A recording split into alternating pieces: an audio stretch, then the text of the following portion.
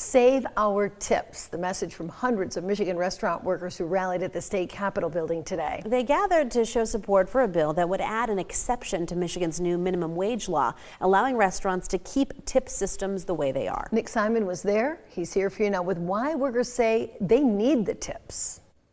Sherry, Siobhan, by February of next year, Michigan restaurants will have to start paying their workers the minimum wage. And the servers and bartenders I talked to are not happy about it.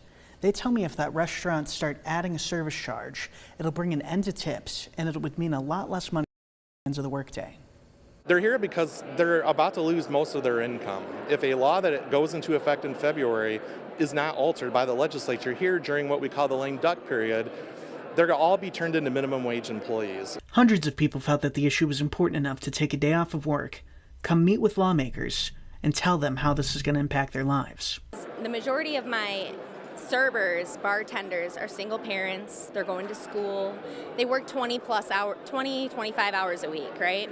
And they make 40 plus a year, 40K a year. What industry can you do that unless you're making tips? Others tell me that tips are a big motivator for workers to give the best service at your favorite restaurants. I've seen a significantly higher amount of tips that I've received based off of being attentive, continuously checking back on them, making sure they hit refills whenever they want it, writing my notes, talking to them, get personable. That's what this industry is about.